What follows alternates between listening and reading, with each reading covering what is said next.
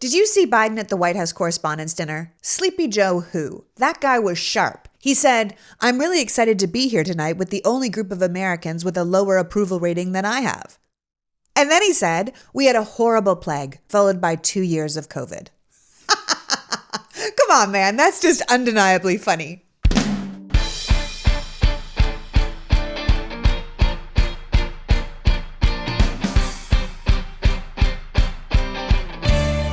Hello, and welcome to the PoliticsGirl Podcast. I'm your host, Lee McGowan. Let's get into it.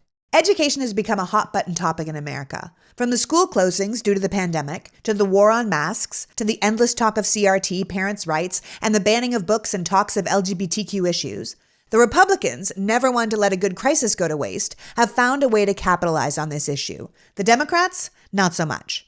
So today we're going to talk about public education in America and how our politics are poised to completely reconfigure it depending on which road we vote to take.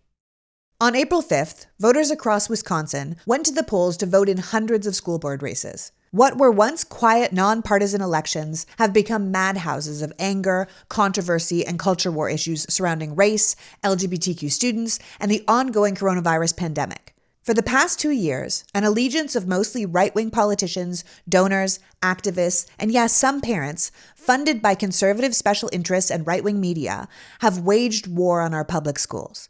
These attacks on our school boards, our teachers, and our administrators are well-coordinated and well-funded, and one that Republicans see as a winning issue going into this year's midterms. The coalition of right-wing advocates argue that they are simply fighting for parents' rights and school choice, and to prevent the indoctrination of our children. But public education advocates believe this current attack on our schools represent the latest step in the long-term conservative project to weaken and ultimately destroy the public school system, one that nearly 51 million students and their communities rely on in favor of a private system designed to primarily benefit the wealthy few. Professor Michael Apple, a professor of curriculum instruction and educational policy at UW-Madison, himself a former K-12 teacher, union leader, and renowned educational theorist, says, "In order to understand what's going on in education, you have to understand the larger context of increasing impoverishment, the defunding of public schools, and the movement of a part of our society towards what might be called neoconservative or neoliberalism, which holds the belief that private institutions are innately good and public institutions are innately bad." Historically, Americans have believed in the importance of a strong public school system, but the current political winds are undermining the entire concept.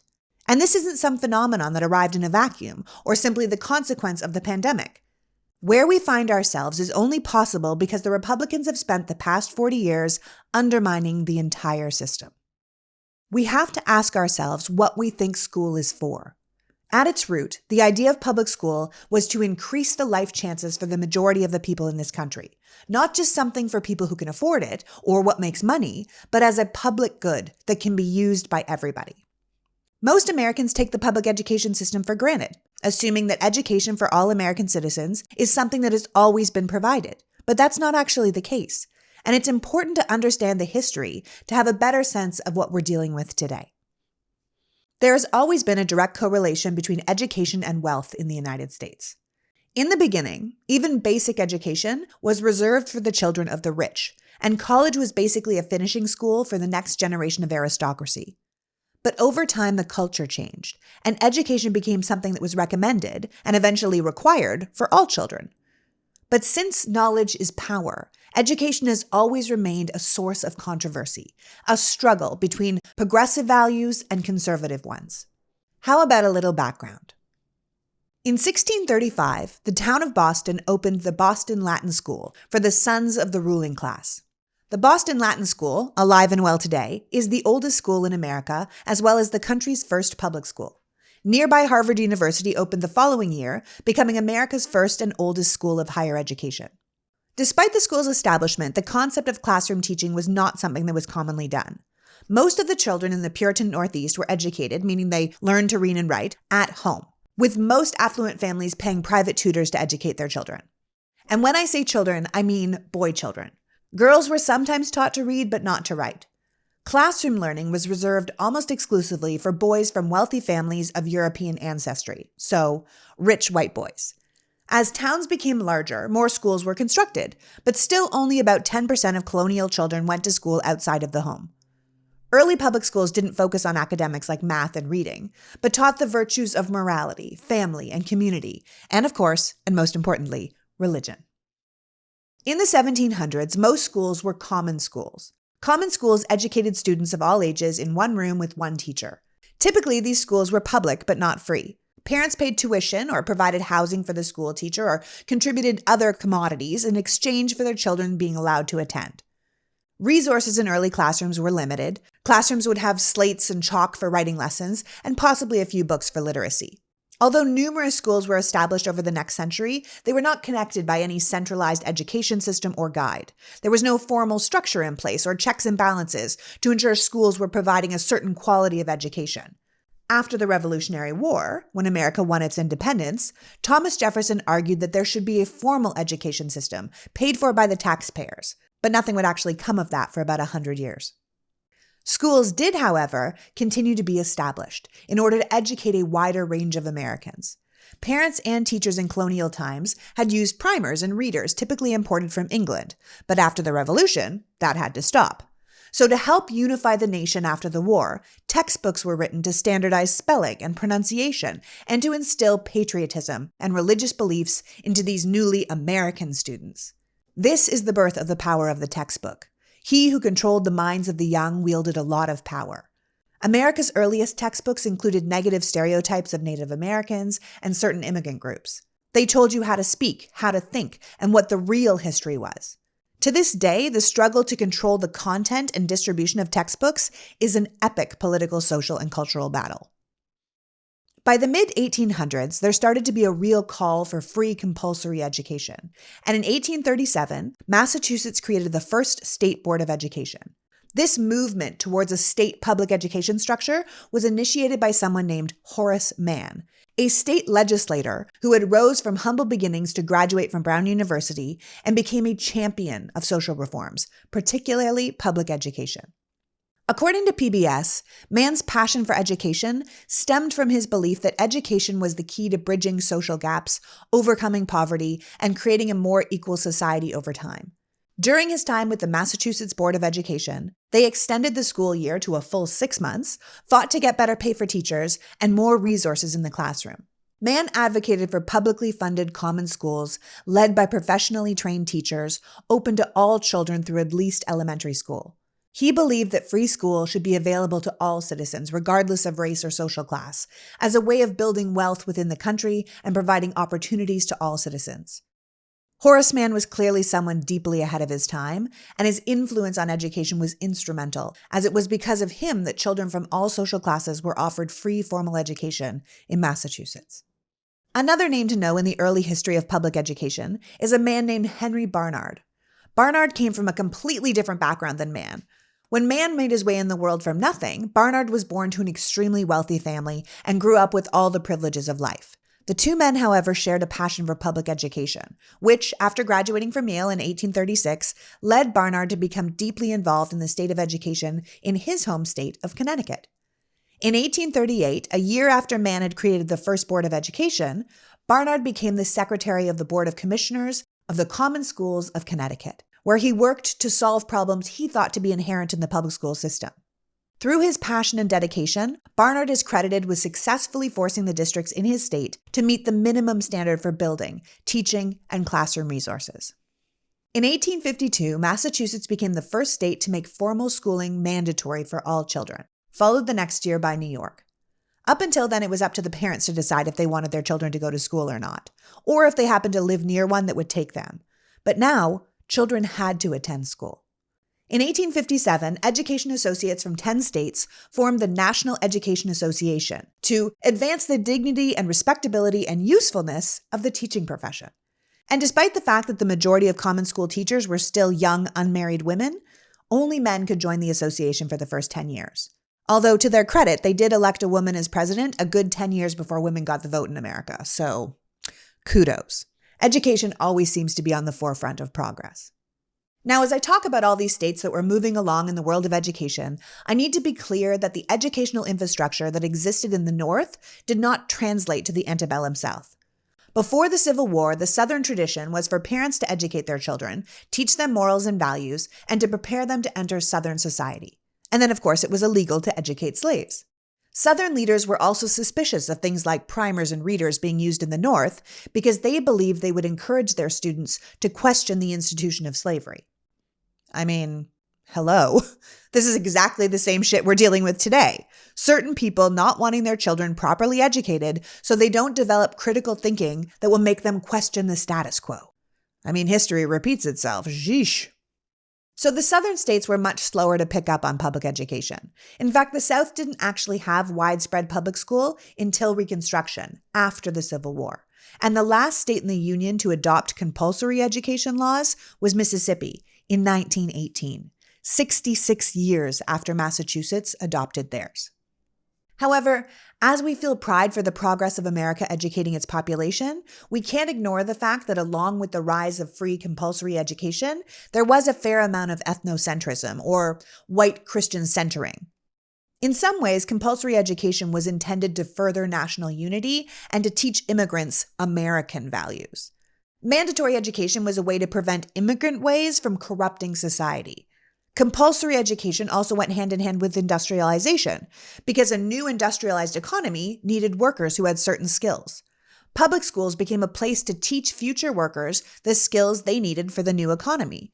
And because most people were quite poor, critics point out that compulsory education really just served the interest of the upper capitalist class more than it served the interest of the students who would become their workers. Like showing up to a place on time, taking a set lunch break, responding to bells, coming back every day and doing it all over again. That's what we were teaching our children. And kind of what we teach our children today. Who sets the school curriculum and what is prioritized for students has always been a source of controversy. We're dealing with it now. Why are we learning some things but not others? Who are we learning about it for? Why are we learning it at all? But no subject has been more controversial over time than science and history. This isn't something we're just dealing with today. It's something that has been going on since the beginning of education. In 1859, Charles Darwin published On the Origin of the Species, which claimed evolution, not creationism, was the truth. In 1861, the American Civil War broke out.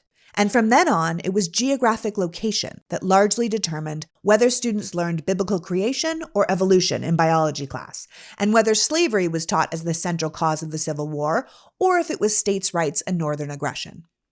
In 1867, after the Civil War, President Andrew Johnson, who took over after Lincoln was shot, established the first federal Department of Education.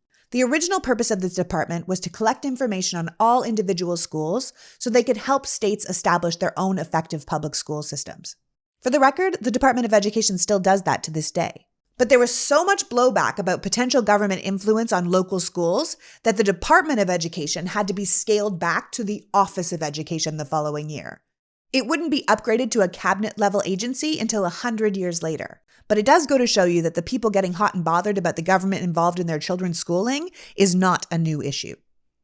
In the years following the Civil War, public education found itself in a bit of a quandary, as Black Americans now rightfully wanted to be included in public education.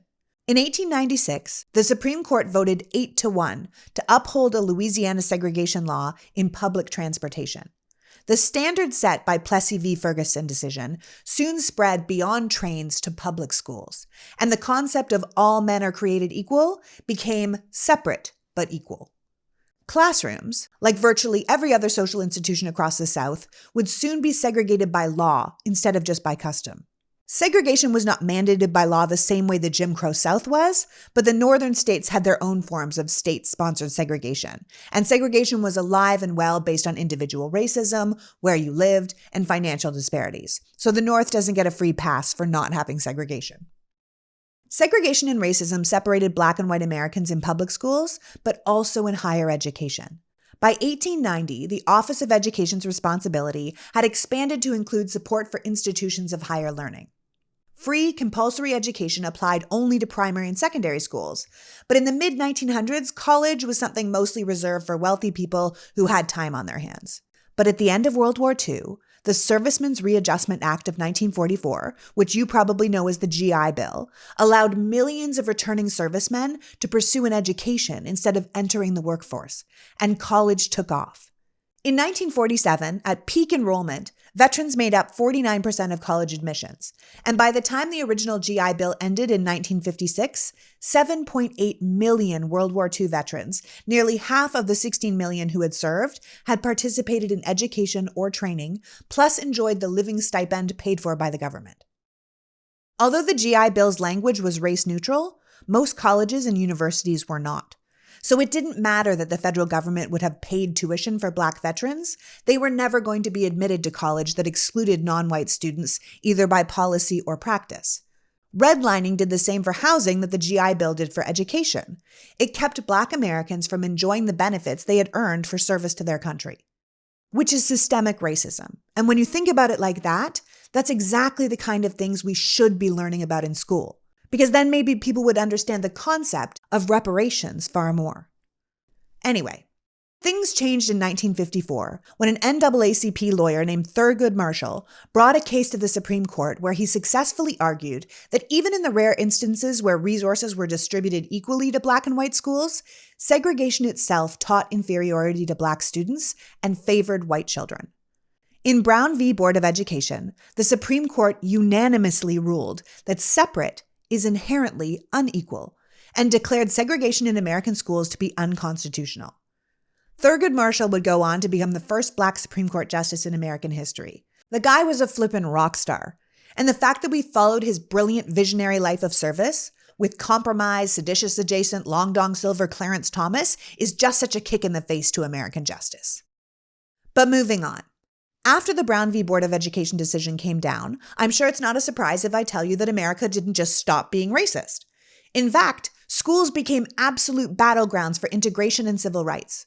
The National Guard had to come in to stop riots in Tennessee. Paratroopers from the 101st Airborne had to shepherd the 9 Black teenagers, called the Little Rock Nine, to their classes when they started at the all-white Central High School in Arkansas.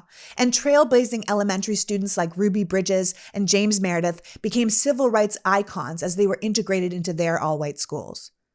The bravery of these first pioneers into such a hostile environment is something we should honor in America.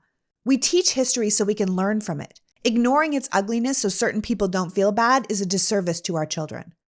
It's important that we understand that Black Americans weren't allowed access to white schools until the mid-1950s, when our Supreme Court voted that segregated schools needed to be abolished. And we need to know that despite Thurgood Marshall's unanimous legal win, it took years for real change to truly take effect. But the Brown v. Board of Education decision did usher in a whole slew of new laws aimed at guaranteeing an equal quality of public education, regardless of race or income.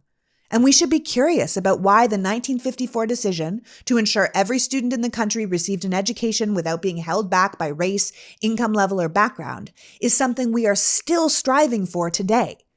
Because that is a question worth asking. 2 major events changed public education drastically in the 1960s and triggered incredibly large increases to education spending.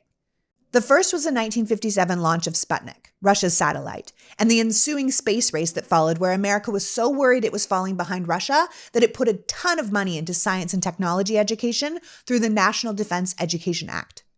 And second, President Lyndon Johnson's war on poverty, which included legislation that included major funding for poor students and underfunded schools at all levels across the country. In 1963, President Johnson, who clearly does not get enough press for being a thoughtful and forward-thinking leader, signed the Vocational Education Act, which dramatically increased funding for non-college training and education in the trades. Later amendments to that bill would extend funding to demographics like women, minorities, or people with disabilities. 2 years later, in 1965, President Johnson signed the Higher Education Act, which expanded public funding to colleges and universities. It was a bill specifically designed to improve access to higher education for middle and low-income families, making them more upwardly mobile and supporting smaller schools with fewer resources so more people could partake in higher education. By the 1970s, despite the decision almost 20 years earlier, most schools were still segregated. This is often because neighborhoods were segregated, and children went to whatever school was closest to their home. So in 1971, the Supreme Court approved a strategy of busing children to more distant schools populated by students of another race. It was a traumatic time for the country, and it revealed a lot of widespread racism in places it wasn't expected, like major northern cities. Most notably, Boston, the birthplace of public schools, where busing caused a series of ugly and violent protests. In fact, buses carrying Black students to white neighborhoods had to be accompanied by the police for their own safety. Again, something we ought to be learning about in school. Women weren't allowed to participate in school athletic programs until 1972, when the federal government passed the education amendments that included something called Title IX. Title IX was a great achievement for civil rights, women's rights, and equality in education because it banned discrimination based on sex, which opened the doors for young girls and women to participate in school-sponsored programs. In 1975, the Education for All Handicapped Children Act and the Individuals with Disabilities Education Act were passed. Two landmark pieces of legislation that allowed millions of children with special needs, who up until then had otherwise been shut out of public education, to now attend the same school as their peers. It should be pointed out that most of the big changes that happened in the history of our country's education were all federal laws that came from the federal government that really forced the game to change. We are a privileged capitalistic society, and we started segregated. Change doesn't happen because people just choose to do the right thing.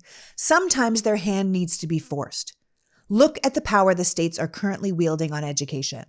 What can be taught? What can be said? Who can use what bathroom or play for what team? What books can be read? What books are banned? Left to their own devices, the states are showing themselves to have some pretty backward points of view. Perhaps it's time for some new federal legislation to protect all Americans and not keep kowtowing to the select few.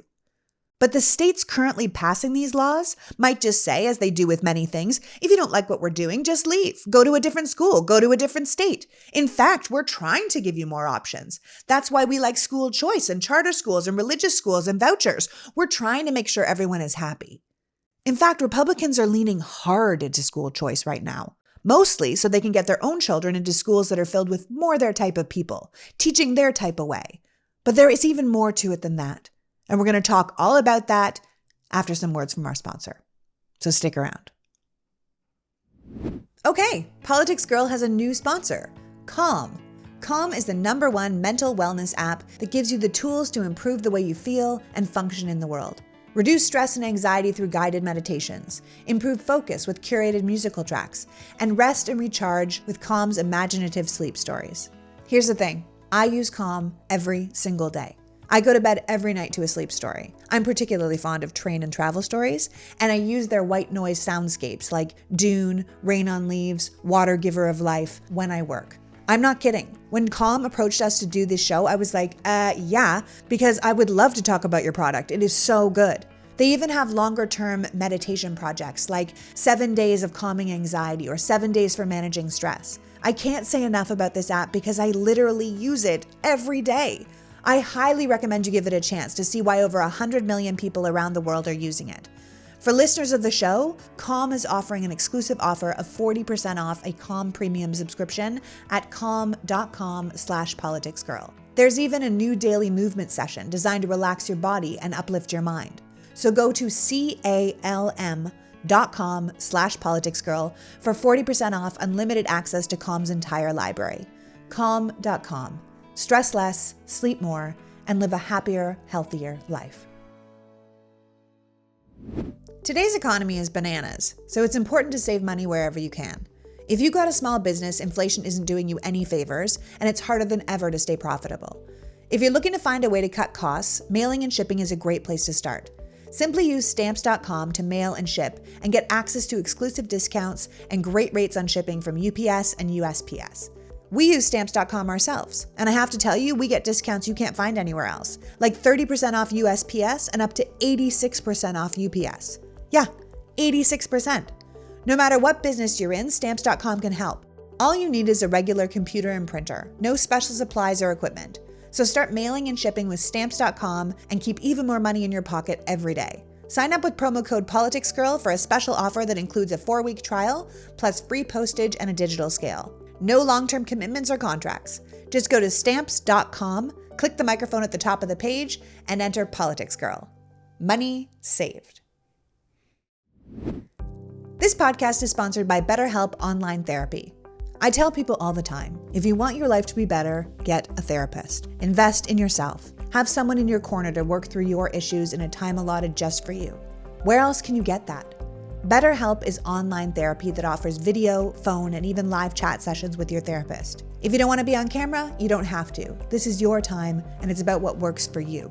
BetterHelp is far more affordable than in-person therapy, and you can be matched with a therapist in under 48 hours. So give it a try. See why over 2 million people have used BetterHelp online therapy. Right now, PoliticsGirl listeners get 10% off the first month at betterhelp.com/politicsgirl. Honestly, you do a lot of things for other people. Do this for yourself. Are you paying down old credit card debt? I am. Well, according to Credit Karma, a personal loan could be the solution to our problems. Loans usually come with fixed monthly payments, making them a simple way to help pay off our credit cards. Plus, they have lower interest rates than we're already paying, and Credit Karma will help us find the best one for each of us.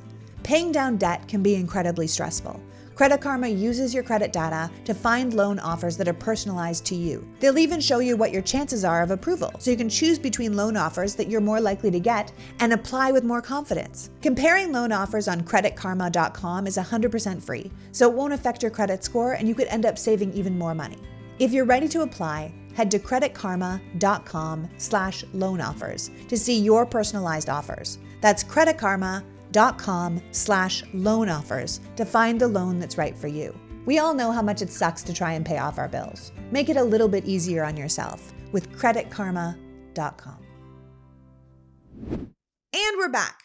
So we've given ourselves the background on public education in America. But now we're going to look at the current attack on the system, where one political party would rather change our public school system, currently taxpayer funded as a public good, into a market-based system that would be privately owned and privately controlled. There is a river of money in public education, and it's no secret that the Republicans have wanted to get their hands on it for a long time. We have to remember that public schools are a public trust. They belong to all of us. So when you see high roller donors start hovering around schools and school boards, you need to ask yourself why. Remember, the people funding the idea of dismantling or privatizing public education aren't using the public school system. These are families like the DeVosses, the Waltons, the Kochs. A large amount of the financial backing for these school choice groups and the lobbying behind alternatives to public schools like charter schools and vouchers are all coming from people who can afford to have their children educated in the very best private schools. They don't believe in a shared community responsibility or even in a community with us at all. They care about themselves. In their eyes, public schools take away from the version of the world they're trying to create. An educated, critically thinking public is not useful to people who would rather be our overlords. Remember when Donald Trump said the quiet part out loud? I love the uneducated. Our free public education system has created one of the most widely educated populations in the history of the modern world, and these people think it needs to be dismantled, that the government has no business in education. In fact, in a perfect world, it never would have been established in the first place. And this isn't me just bitching about billionaires or my assumptions about their plans for our country. Betsy DeVos said as much when she was education secretary in Trump's cabinet. David Koch said this exact thing when he ran as a libertarian vice presidential candidate in 1980. Koch's exact words were, "We advocate for the complete separation of education and government. We believe schools lead to the indoctrination of children and interfere with the free choice of individuals. Government ownership, operation, regulation, and subsidy of schools and colleges should be ended." Back in 1980, David Koch didn't even want education to be compulsory. He enthusiastically pitched the immediate reduction of tax support for schools and removing the burden of school taxes for those who didn't have children.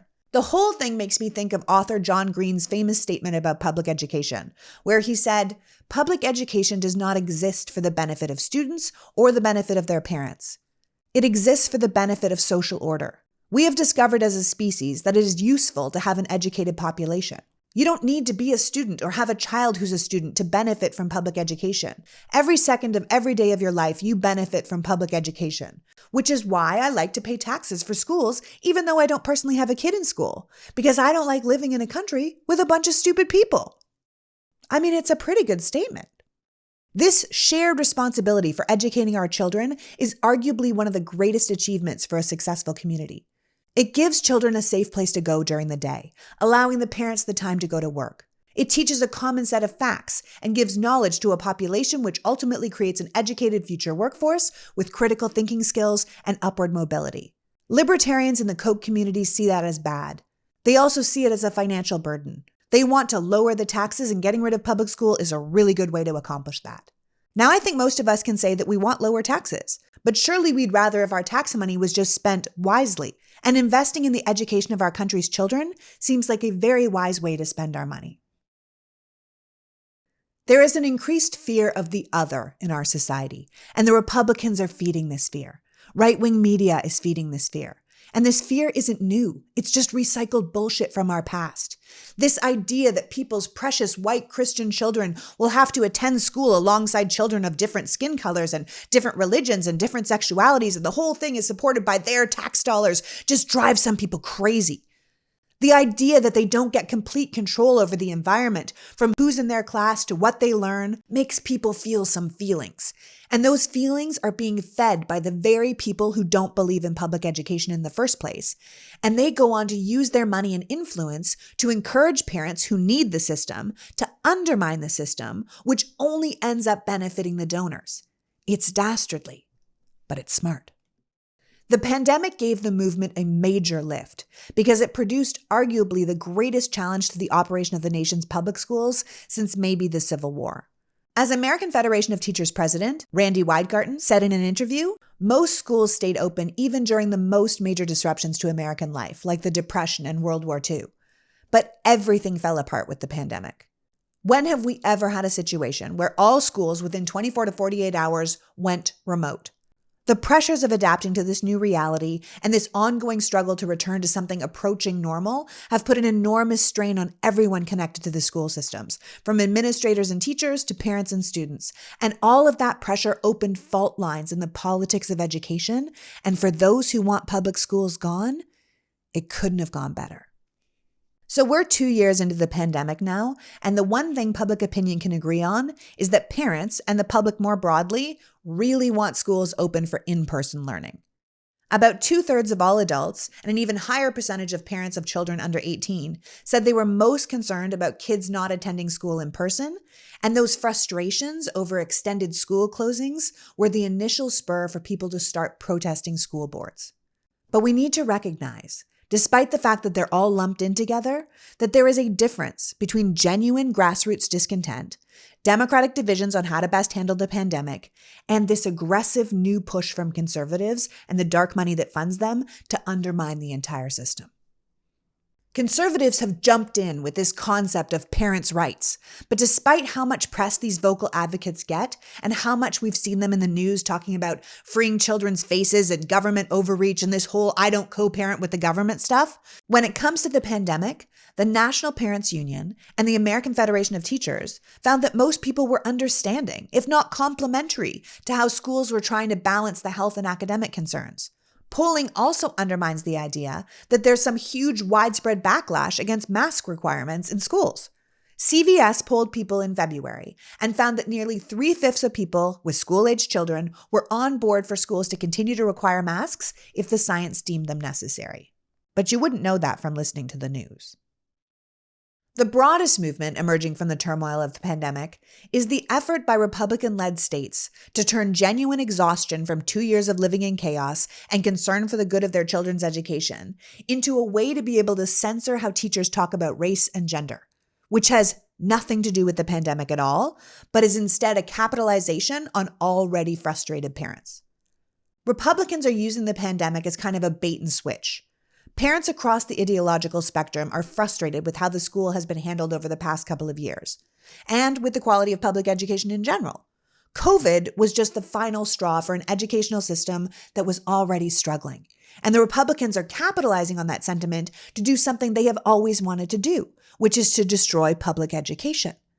Over the past 40 years, they have implemented funding cuts, pay cuts, unproven teacher methods, charter schools, increased class sizes, elimination of the arts, elimination of local control, benefit cuts, cuts in pensions, attacks on teachers, and all of these things have been led by the Republican Party.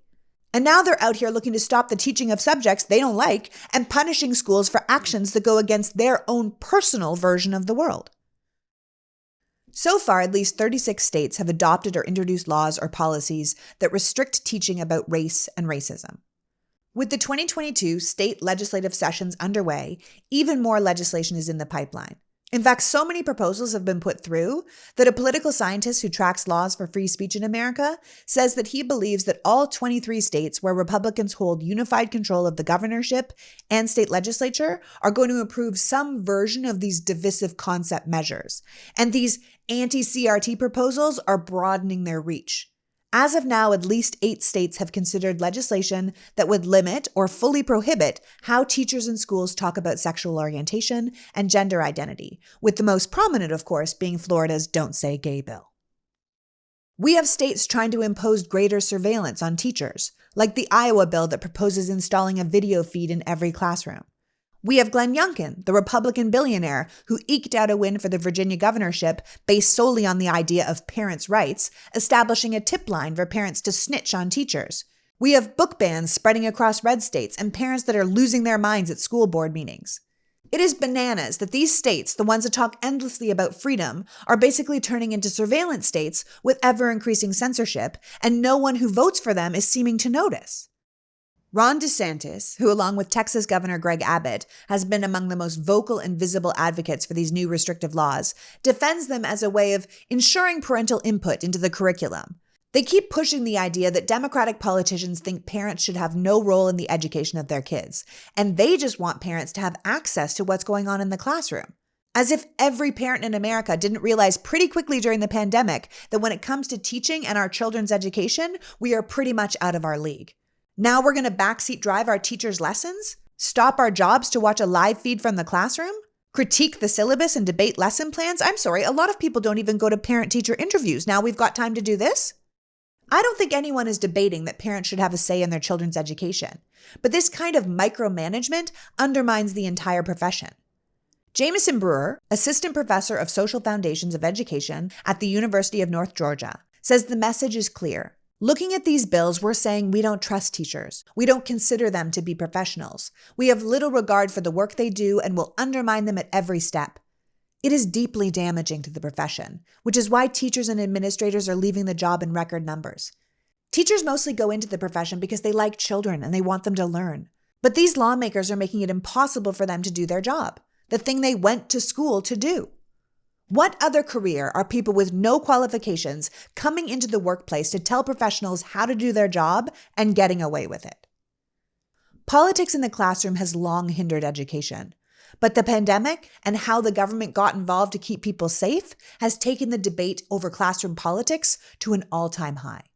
These new bills are leading educators to self-censor and abandon equity initiatives. Teachers and school boards are being threatened, even in districts where bans haven't been passed yet. And we can't ignore that these bills, aimed at stifling conversation about racism and oppression, are designed to privilege the desires of white parents over other parents. Just as the bills aimed at limiting talk about sexuality and sexual orientation are designed to privilege the desires of straight and religious parents. Republican legislatures are selling these bills as parents' rights. But what parents? Whose parents? Because a Black child or a child with LGBTQ parents or a child who is LGBTQ should be entitled to see their culture and hear about their stories in the curriculum as well. We also have to question why one group of parents should have the right to make a decision for an entire classroom or an entire library that serves a diverse community.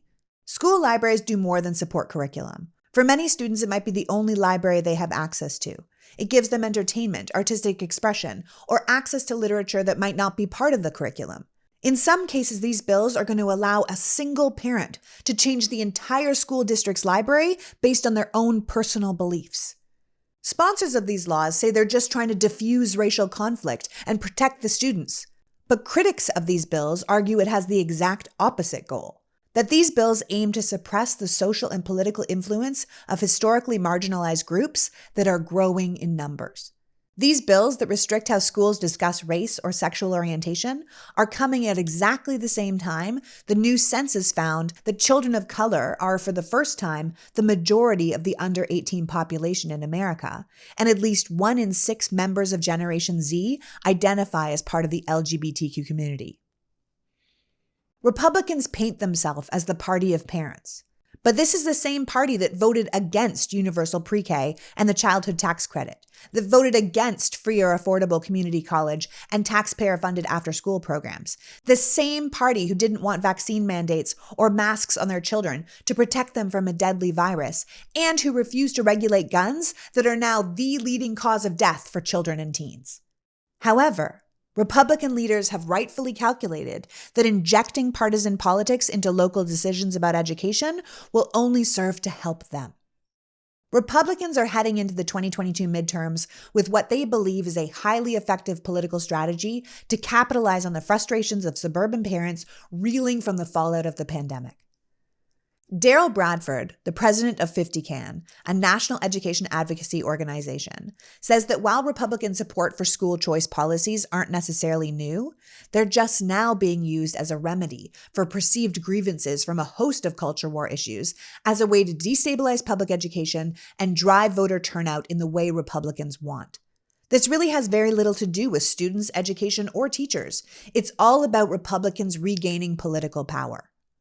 And just so we're clear, school choice is an umbrella term that describes policies that allow parents to choose options other than going to the school their home address is zoned for. It includes everything from public charter schools to programs like education savings accounts, education tax credits, and school vouchers that provide private school tuition assistance for low-income students, students with disabilities, or those zoned to low-performing schools. Randy Weigarten, president of the American Federation of Teachers, says these new school choice discussions are right from the Betsy DeVos playbook, with the goal being to completely destabilize public education so that parents will move to private schools. And it's hard to ignore that the plan seems to be working. The reality is public schools are losing staff and veteran educators by the busload, and few replacements are applying. Why would you want to teach or be an educator in this increasingly hostile environment? Which is exactly what the Republicans are hoping for. They have spent years trying to make public education so bad that people have to choose alternatives, because the alternatives don't have to follow the same rules as public schools. Right now, theoretically, public schools are a public institution that have to teach the real history of the United States. They have to be responsive to the diversity of cultures and religions and languages. Voucher schools, religious schools, and even some charter schools, they don't have to do that. The idea being pitched is that these divisive concepts like social justice and democracy for everybody will sort themselves out if everybody has a choice. But statistics and evidence show that voucher plans don't work the way the rhetoric says they do. In fact, vouchers are shown to increase school segregation and increase the chance of having more affluent people have more power. So despite the democracy and fairness vouchers promise, what we really get are schools that are increasingly for gated communities, schools that are for more affluent kids, schools that are responding to what affluent parents or more religious parents want, and schools that don't have to teach anything that isn't representative of those groups. And when you give money to these voucher systems, it means that public schools, which have to reach everybody, become underfunded because the money is taken from the public school budget and put into the voucher program or the nonprofit charter school program. The money follows the kids. So if you take the kids out and use an alternative, the money goes with them. If you want to see the impact of a voucher system, look no further than Wisconsin. As educational theorist Michael Apple points out, a lot of the data on voucher schools is incredibly flawed. For many years, voucher schools didn't even have to take the same tests that monitored and held public schools accountable. Many voucher schools, especially those that were in the private sector, that were supposed to be not profit but were really for profit, closed. In some places, 30 to 50% of the voucher schools that opened have closed. Private school vouchers are considered by experts to be an overpriced alternative that do very little to replace the educational services offered by public schools. In Wisconsin, the 32-year-old voucher system has grown into a $350 million program that educates 10,000 students in 250 private schools statewide. Those hundreds of millions of dollars are a constant drain on the budget of public schools that are attempting to educate more than 850,000 students. And about 80% of the students receiving vouchers to attend private schools never attended public schools. But taxpayers are paying for their education, primarily at religious schools, where they have no control or say over what these kids are learning. And while Apple points out that there are some voucher schools that have been proven to be successful, particularly for kids from minority backgrounds, these are not the schools Republicans are interested in funding. In fact, looking at the statistics, vouchers make very little sense as a business model unless you realize that the end goal is to privatize education and do away with public schools completely. That's the whole reason Trump chose Betsy DeVos as education secretary. She had been working on getting vouchers for private schools for years. The religious right can't afford to, or won't spend the money on, running a whole school system. So they want tax dollars to keep their system running. These religious schools have been very successful growing their brand using money from the voucher systems. Churches don't pay taxes. Taxpayers pay taxes. Tax dollars go to vouchers. Vouchers are used for private schools. The most affordable private schools are religious. So between vouchers and Republicans continuing to deny more funding for public schools across the country, they are bleeding the public system dry. And what happens when public schools don't get enough funding?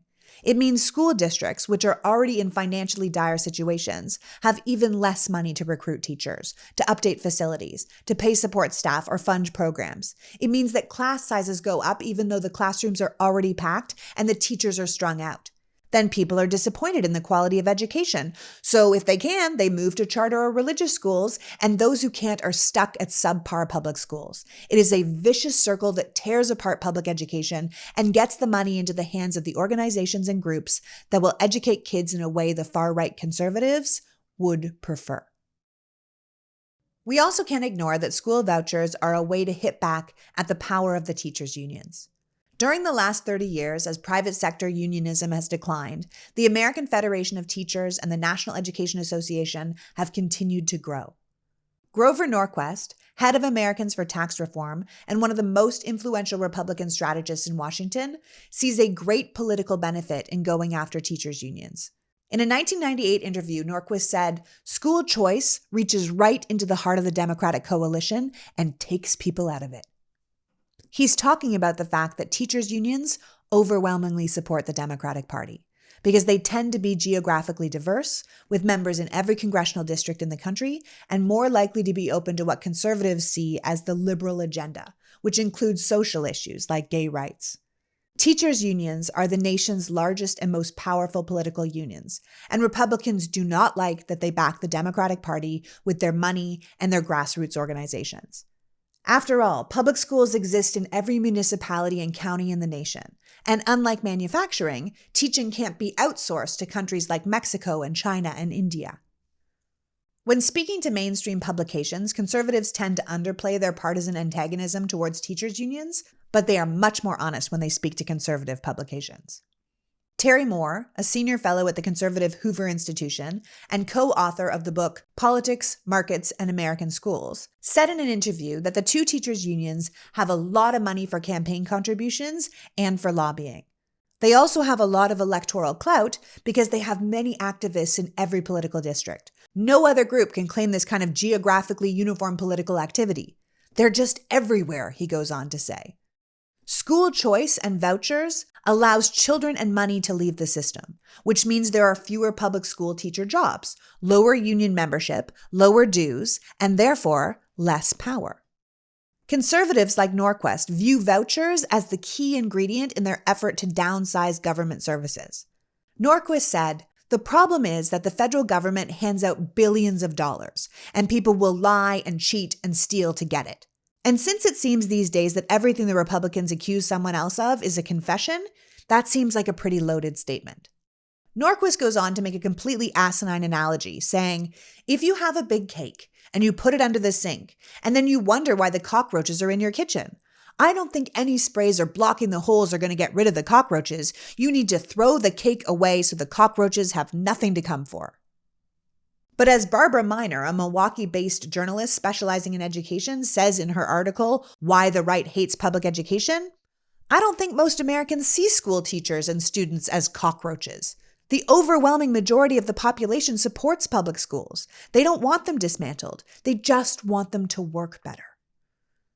This kind of attack by Norquist and his far-right conservative and libertarian compatriots is nothing less than a highly partisan attempt to undermine teachers' unions, the Democratic Party, and the American tradition of public education in general. They are telling people it's about parental choice, but it's about political power. Recognizing education is a powerful wedge issue, Republicans are trying to galvanize groups of voters around this concept of parents' rights, which is basically just a hodgepodge of conservative causes tied up in a package that they can capitalize on what the New York Times calls a free-floating sense of rage from parents post-pandemic. This combination of genuine discontent over schools closing and massive funding from longtime critics of public education has created this perfect storm. As a side note, it should be noted that the most cynical conservatives are also trying to paint universal vouchers as a way to support Black and Latino Americans.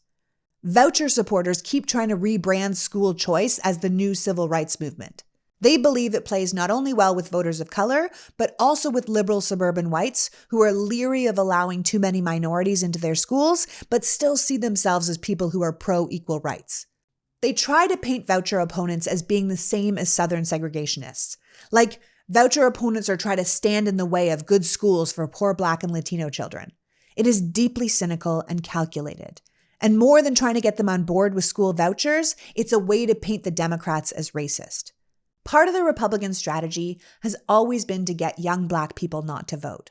The goal is to discredit Democrats and breed cynicism. These far-right groups like the Bradley Foundation, the Walton Family Foundation, Children First America are constantly running ads, supporting vouchers, and painting anyone who's against them, people who are in reality just pro-public school, as the new George Wallace. Even if they can't get everyone to buy into this idea, they believe the suggestion of racist Democrats will lessen the Black and Latino voter turnout, which is ultimately a neutralization strategy that works in their favor. Republicans are becoming more and more ruthless, with their politics leaning more and more authoritarian. There is no longer room for discussion or nuance. You either believe exactly what they believe or you are against them. Republicans are even attacking their own members who aren't 100% on board with school choice, like representatives who have districts that are mostly rural. Districts without other educational options than public school. Districts that have struggled with the idea of school choice because they're not going to be able to build a new private school or fund a new charter school in that area. Representatives whose constituents depend on the public option are justifiably worried that if their own party undermines public schools, what will happen to those kids? But if you don't 100% support school choice, then the Republicans are going to come after you as a rhino and try and replace you with someone who will better toe the party line. This has nothing to do with the people and everything to do with retained power and top-down command. When Florida Senator Rick Scott, Republican and chairman of the National Republican Senatorial Committee, unveiled his 11-point plan of conservative priorities, the number one issue on the list was the ability for parents to choose the school that best fits the needs of their children. Best fits the needs of their children sounds good. What if the best needs of your children, according to their parents, are a segregated school with Christian prayer and a no-gay policy? Where does that leave other children in the district, especially if those new schools are getting all the federal dollars? When Iowa Governor Kim Reynolds delivered the rebuttal to President Biden's State of the Union, she focused on the idea that conservatives are leading a pro-parent, pro-family revolution, and that school choice was a way to eliminate the threat posed by public schools in America, which she basically characterized as hotbeds of liberal brainwashing. During his speech at CPAC, Donald Trump said that any parent who objects to the radical indoctrination in their children's classrooms should be able to take their share of taxpayer dollars and spend it at the private, charter, or religious school of their choice. He went on to say, "We will never forget what these people did to our children, and we will hold them accountable at the ballot box." Look, the politics of school choice has always been messy. Democrats generally take the position that opposes taking money away from public schools. But that's not a blanket statement, because some Democrats, especially ones representing economically disadvantaged communities, are supporters of private school choice policies. The political lines are even less clear when it comes to Democratic support of charter schools, which experienced the largest expansion in history under the Obama administration, but had mixed results. And the progressive wing of the party is increasingly using charter schools as their own purity test. GOP strategists are capitalizing on school choice as a way to drive voters out, but it's ridiculous to not kick back on what they're offering. The party of parents? Please. Everyone supports their kids. Show me a Democrat that doesn't want a high-quality education for their child. Show me a Democrat that doesn't believe that parents should have some say in their child's education. This is just politics and branding. If you want complete control over every single thing your child learns, how it's taught, and who's around them while they learn it, it sounds like you should be homeschooling. If you want prayer in the classroom and religious teachings, you might be better suited to a religious school. Of course, we should expect more from our local public schools and hold them accountable for their results. We should want them funded and teachers compensated for quality work, and parents should be involved in a helpful, not detrimental, backseat driving kind of way.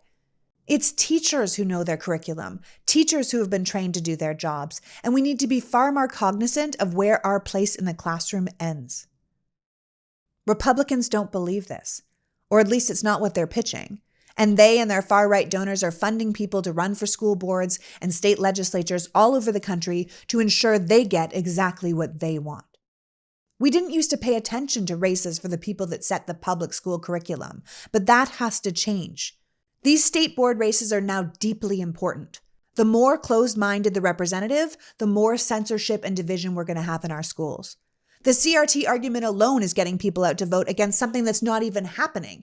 And CRT has morphed into anything certain people consider divisive. It is deeply dangerous, and we cannot let these positions go uncontested. Authoritarianism and education work side by side. That's why many fascist states completely take over education. You could argue that even right now, many states are using education as a vehicle for white supremacy and educational regression. Despite the fact that Republicans continue to refer to Democrats as groomers, trying to indoctrinate your children into the LGBTQ lifestyle or become part of the radically woke left, it's really Republicans who are using laws to turn public education into spaces of indoctrination and conformity. They're the ones passing legislation to erase and whitewash history, to attack any reference to race, diversity, or equity. And they're the ones undermining individual teachers' autonomy over their classroom and asking for complete control of the curriculum. It's almost as if the Republican Party is now subscribing to the politics of denial and disappearance. Are they so afraid of the possibility of our young people learning about the true history of colonization, of slavery, the struggles of those who have resisted oppression, that they would rather American children be ignorant than learn the truth?